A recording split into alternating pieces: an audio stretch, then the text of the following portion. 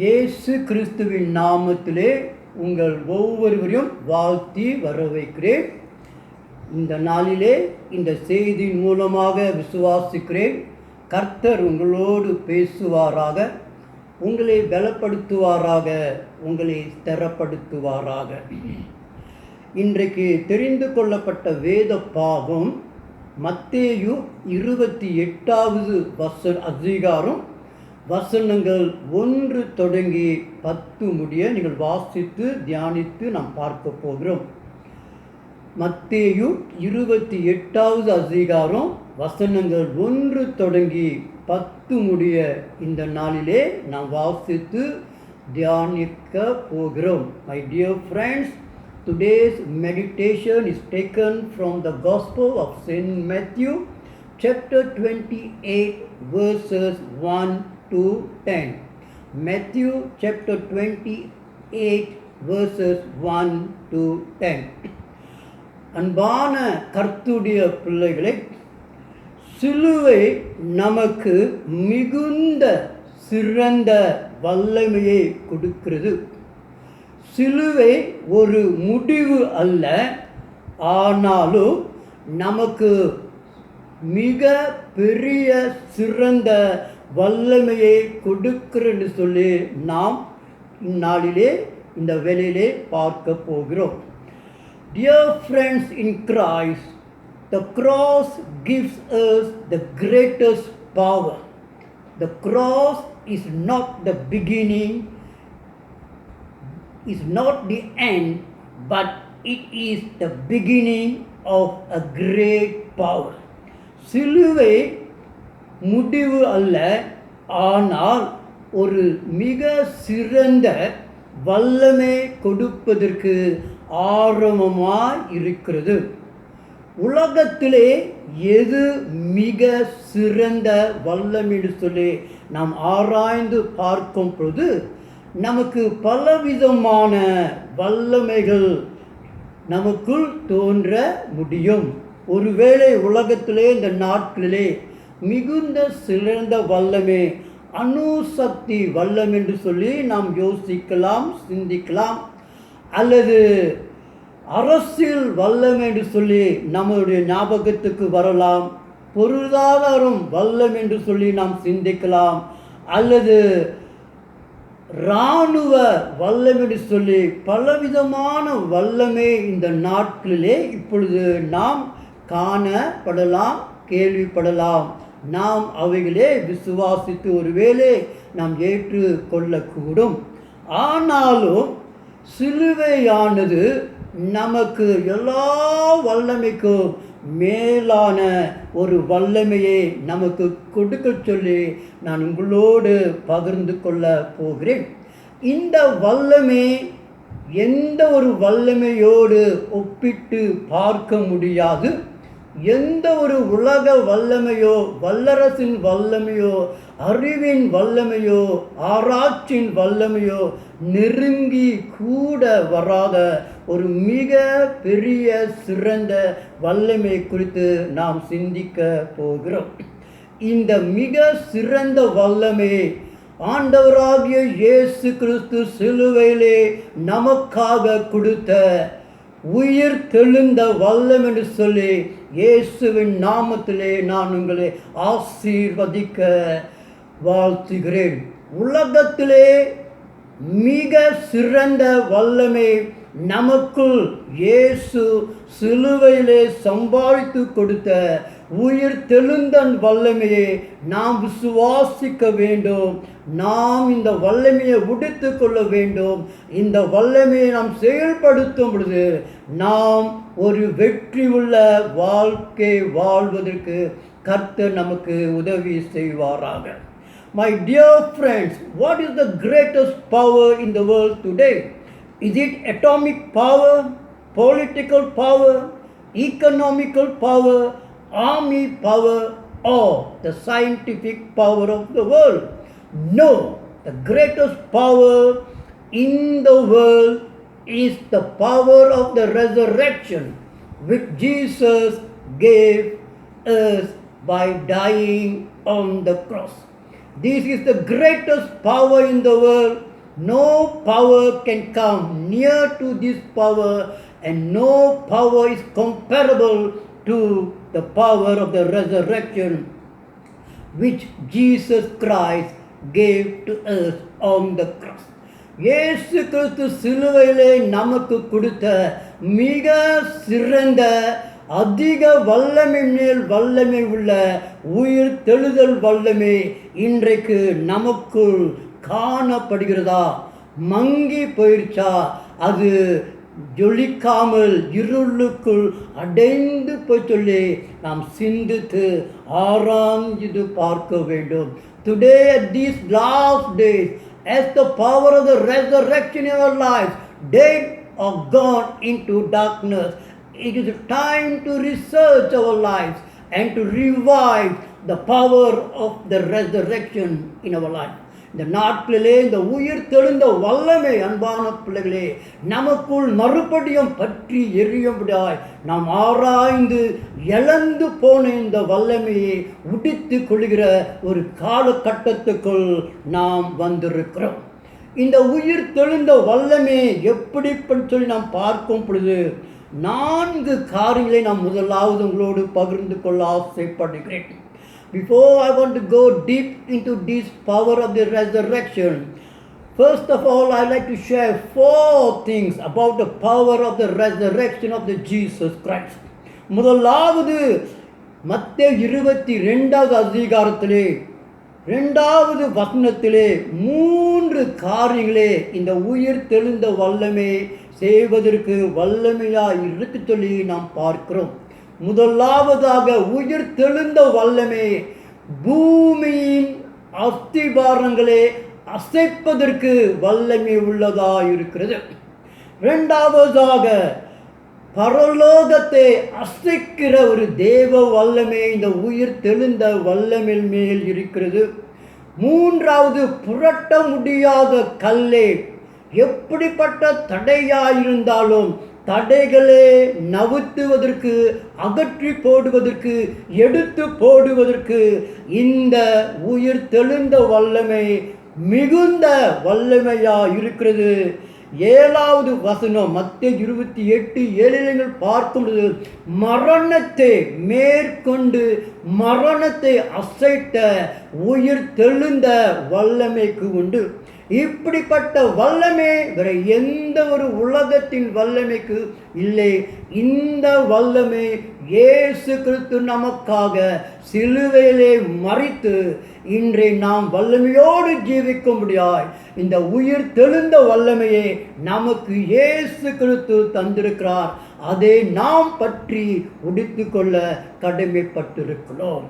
The power of the resurrection, the 4 things which we can see from this chapter about the power of the resurrection. In Matthew chapter 28 verse 2, the power of the resurrection shook the foundations of the world. Secondly, it shook the heavens. And thirdly, it moved the stone, whatever barriers that are in our lives. The power can move it or remove it.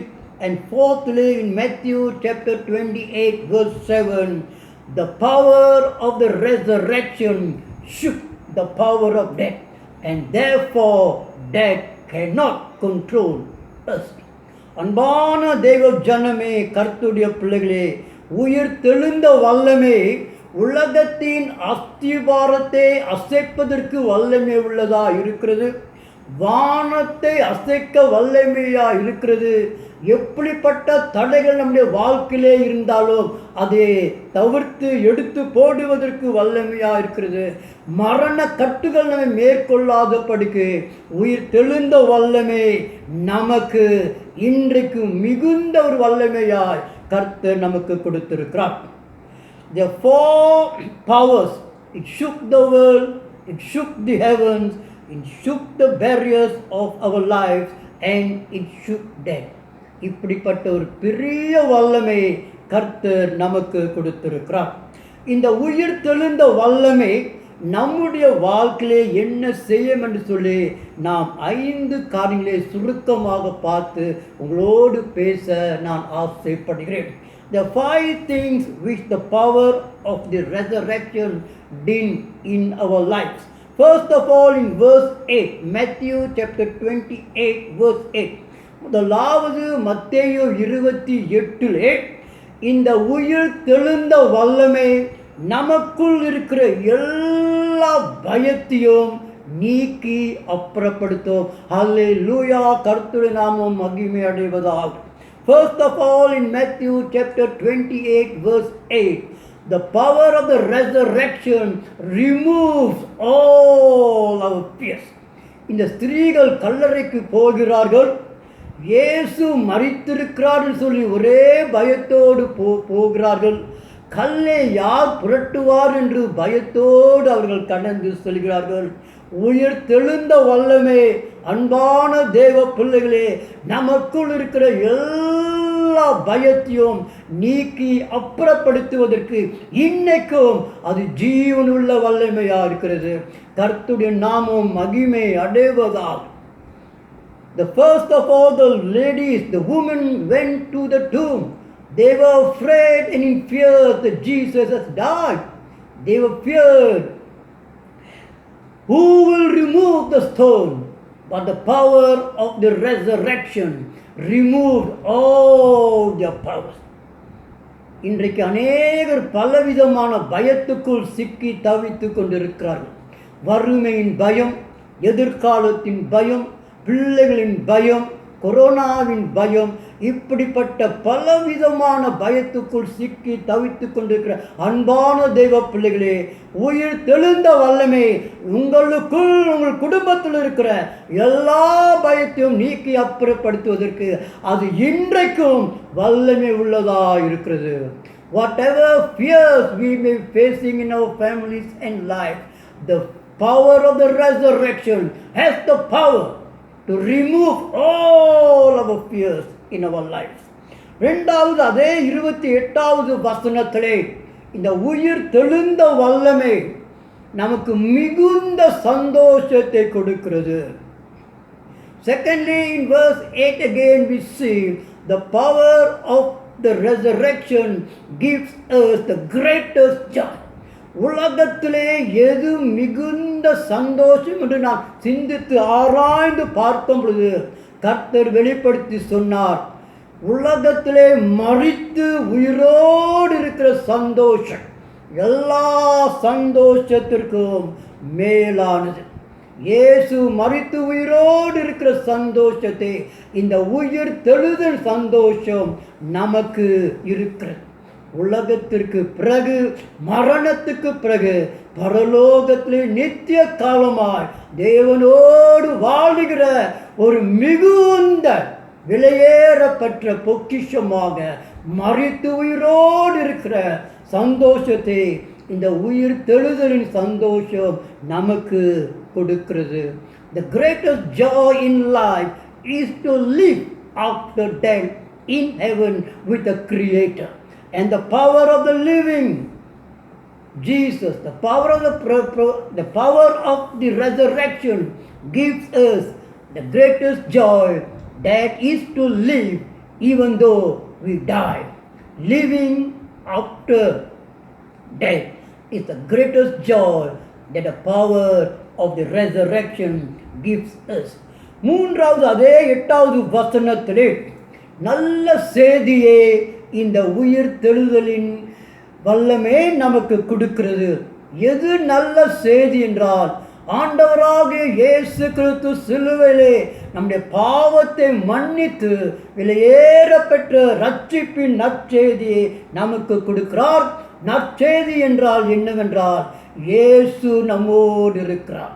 மரித்து உயிர் தெழுந்த இயேசு நம்மோடு இருக்கிறார். மத்தேயு கடைசி 28ஆம் அதிகாரம் கடைசி வசனம் வாசித்து பிறகு இயேசு சொல்கிறார், இதோ மரண பரியந்தம் வரைக்கும் நான் உங்களோடு இருக்கிறேன். அன்பான தேவ பிள்ளைகளே, உயிர் தெழுந்த வல்லமை என்னவென்றால், இயேசு நம்முடைய உயிரோடு நாட்கள் முழுவதும் மரணத்திற்கு அப்பாலும் பரலோகத்திலும் கூட நம்மோடு இருக்கிறார் என்று சொல்லுகிற ஒரு மகிமையின் ரட்சிப்பின் செய்தியை இந்த உயிர் தெழுதல் நமக்கு கொடுக்கிறது பார்க்கலாம். My dear friends, in Matthew 28 we can see the greatest news the power of the resurrection gives us, and that is the power to receive salvation. Our sins will be forgiven, and the greatest news is that Jesus is with us throughout our lives and in eternity. நான்காவதாக வசனம் 9 நீங்கள் வாசித்து பார்க்கும் பொழுது தேவ பிரசன்னம் நம்மோடு இருக்கிறது. இந்த உயிர் தெழுதலின் வல்லமை இருக்கும் பொழுது ஆண்டவர் எப்போதும் நம்மோடு இருக்கிறார். அவர் நம்மை விட்டு விலகுவதில்லை, நம்மை விட்டு அவர் தூரமாவதில்லை. இயேசுவுடைய பிரசன்னம் ஒவ்வொரு நாளும் நம்மோடு இருக்கிறது. இந்த உயிர் தெழுந்த வல்லமை ஒவ்வொரு நாளும் இயேசு நம்மோடு இருக்கிறார் என்று சொல்லி நமக்கு அவருடைய பிரசன்னம் போதுமாக இருந்து சகல விதமான பாதுகாப்பே அது நமக்கு கொடுக்கிறது. In Matthew chapter 28 verse 8 we can see the fourth power of the resurrection. The power of the resurrection gives us the presence of God. Jesus is ever with us. He is protecting us, is leading us, and He will never forsake us. My dear friends in Christ, the power of resurrection gives us the presence of God. God is always with us when we believe in the power of the resurrection. And finally, கடைசியாக ஐந்தாவதாக 9வது வசனத்திலே உயிர் தெழுந்த வல்லமை நம்மை அவரை ஆராதிக்க அழைத்து செல்லும். உலகத்திலே ஒரு பெரிய சிறந்த ஆசீர்வாதம் என்னவென்றால் ஆண்டவராகிய இயேசுவை ஆராதிப்பது. உயிர் தெழுந்த இயேசுடைய வல்லமை முதலாவதுடைய பாதத்துக்கு நம்மை அழைத்து சென்று ஒவ்வொரு நாளும் அவரை துதிக்க, சோத்திரிக்க, ஆராதிக்க, தியானம் செய்யும்படியாக நம்மை அழைத்து செல்கிற மிக சிறந்த வல்லமையாக இருக்கிறது. ஒவ்வொரு நாளும் இந்த உயிர் தெழுந்த வல்லமை நமக்குள் இருக்கும் பொழுது ஆண்டவரை தொழுகை செய்து சோத்திரித்து துதிக்கும்படியாக நம்முடைய ஆவிக்குரிய வாழ்க்கையை அது கட்டுகிறது, பலப்படுத்துகிறது. நம்முடைய ஆத்துமாவுக்கு ஜீவ தண்ணீராக ஜீவ அப்பத்தை கொடுப்பது இந்த உயிர் தெழுந்த வல்லமை. Lastly, in Matthew chapter 28 verse 9 we can see the power of the resurrection leads us to worshiping Jesus. Whenever we have the power of the resurrection, it always leads us to the feet of Jesus, thereby indicating we have been given the greatest blessing every day to worship, praise and to glorify Jesus. இயேசுவே நமக்கு ஆண்டவர், இயேசுவே நமக்கு இரட்சகர், இயேசுவே நமக்கு மீட்பர் சொல்லி அவர் பாதத்திலே ஒவ்வொரு நாளும் பணிந்து குனிந்து ஆராதிக்கிற மகாதெய்வீக பிரசன்னத்தையும் மகாதெய்வீக ஆசீர்வாதத்தையும் இந்த உயிர் தெழுதலின் நமக்கு கொடுக்கிறேன்னு சொல்லி அன்பான பிள்ளைகளே நாம் பார்க்கலாம். My dear friend, the power of the resurrection in our lives removes all our fears. It gives us a great joy. It gives us salvation. It gives us to be in the presence of God, and it leads us to worship the living God, Jesus Christ. அன்பான தேவ பிள்ளைகளே, உயிர் தெழுந்த வல்லமை நமக்குள் இருக்கிற எல்லா பயத்தையும் நீக்கி அப்புறப்படுத்தும், மிகுந்த சந்தோஷத்தை நமக்கு கொடுக்கும், ரட்சிப்பின் ஆசீர்வாதத்தையும் நற்செய்தியும் நமக்கு கொடுக்கும். நாம் தேவ பிரசன்னத்திலே அமர்ந்திருப்போம். ஒவ்வொரு நாளும் இந்த வல்லமை நமக்குள் இருக்கும் பொழுது நாம் கர்த்தரை ஆராதிப்பதற்கு அது நம்மை அழைத்து செல்லும். இந்த நாளிலே இந்த உயிர் தெழுந்த வல்லமை நமக்குள் இன்னும் நிறைந்திருக்கிறதா, குறைந்து இருக்கிறதா, வற்றி போய் கொண்டிருக்கிறதா, அல்லது நாம் இழந்து விட்டோமா? இந்த நாளிலே கூட நீங்கள் சிலுவை நோக்கி பார்த்து, இயேசுவை நோக்கி பார்த்து, ஆண்டவரே என்னுடைய வாழ்க்கையில் இந்த நாளிலே, இந்த வினாடிலே இந்த வல்லமை கொண்டு நிரப்ப நீங்கள் ஒப்பு கொடுக்கும் பொழுது, இந்த உயிர் தெழுந்த வல்லமை, எல்லா வல்லமைக்கும் மேலான வல்லமை, தேவ வல்லமை, பரலோகத்தின் வல்லமை உங்களுக்குள் கடந்து வரும் பொழுது உங்களை புதுப்பித்து பலப்படுத்தி ஆண்டவர் அபிஷேகித்து பயமின்றி ஒரு வெற்றி உள்ள வாழ்க்கை வாழ்வதற்கு கர்த்தர் உங்களுக்கு உதவி செய்வாராக. My dear friend, when you commit your life to Jesus on this day after hearing his message, I believe and hope that God will open the doors and will anoint you with the power of the resurrection. And when this power comes into your life, you will be able to live a victorious life, a God-pleasing life. அன்பான தேவ ஜனமே, இந்த மால வேளையிலே இந்த செய்தியை கேட்டுக் கொண்டிருக்கிற அன்பான தேவ பிள்ளைகளே, இந்த நாளிலே கர்த்தர் உங்களுக்கு முன்பதாக வானாதி வானங்களை திறந்து வைத்திருக்கிறார். அவருடைய வல்லமை கடந்து வரும்படியாய் அவர் ஆயத்தமாயிருக்கிறார். நாம் இந்த வேளையிலே கூட நம்முடைய கண்களை மூடி ஜெபித்து ஆண்டவர் இந்த வல்லமை கொண்டு நம்மை நிரப்பும்படியாக நாம் ஒப்பு கொடுப்போமாக. நாம் கண்களை மூடி ஜெபித்து ஆண்டவர் இந்த உயிர் தெழுந்த வல்லமையை கொண்டு நம்மை நிரப்பும்படியாக நாம் தாழ்த்தி அவருடைய கரத்திலே ஒப்பு கொடுப்போமாக. நாம் கண்களை மூடி நாம் ஜெபம் செய்வோமாக. இயேசுவே, இந்த வேலைக்காக உமக்கு நன்றி. உம்முடைய உயிர் தெழுந்த வல்லமை எங்களுக்குள் கடந்து வருவதாக.